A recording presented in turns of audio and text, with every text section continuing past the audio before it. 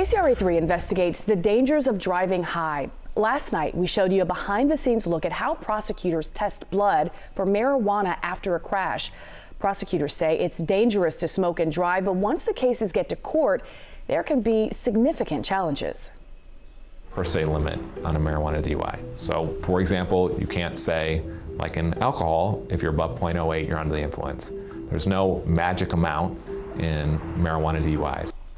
So we wanted to know how many arrests and prosecutions there are every year for DUI marijuana. KCRA3 Investigates reached out to the California Highway Patrol and the Department of Justice. We reached out to the Sacramento DA's office and police. None of them keep track of DUIs when it comes to marijuana specifically. And while the number of alcohol-involved deaths went down over the past 25 years, drug-involved crash deaths nearly quadrupled. Joining us now is Lori Bergenstock with the group Mothers Against Drunk Driving. Lori, good morning. Thanks so much for being here. Yeah, thanks for having me come. Very important topic for sure. Let's first of all start with how you're encouraging young people and how you're getting your message across to them.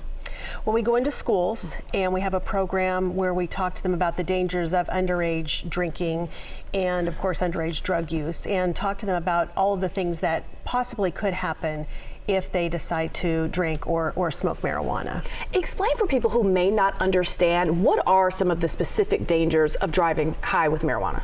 Well, it definitely slows down your reaction time. Your perception is changed.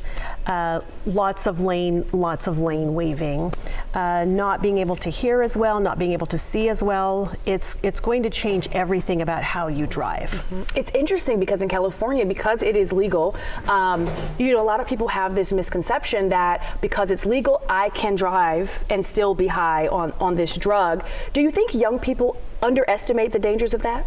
Absolutely. I think everyone underestimates it, but I think young people especially look at it and think that now that it's legal and it's a natural substance, that nothing bad is going to happen to them when they're driving, and that's absolutely a myth. How do you explain this to teens? What do you say to them?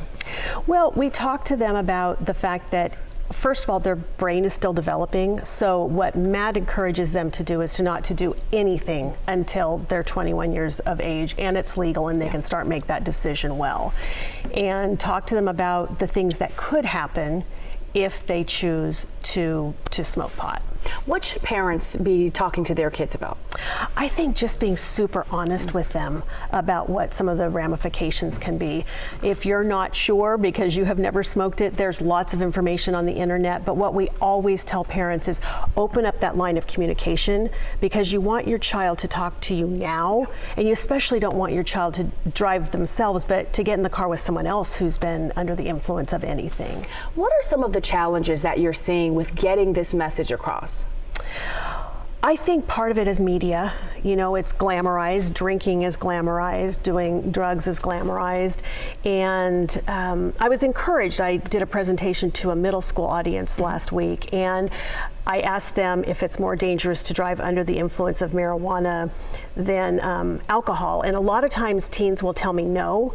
And they 2-to-1, the middle school kids, said that it was as dangerous. So that was encouraging to me because they're younger, and maybe we're starting to get that message across. Gotcha. Hopefully it doesn't skip a generation though. Yeah, right. All right, Lori. Thank you for being with us Thanks this morning. for having me. Appreciate it. And for more resources, including a parent pledge, as well as 7 tips for connecting with your teen, just go to KCRA3, our KCRA3 app.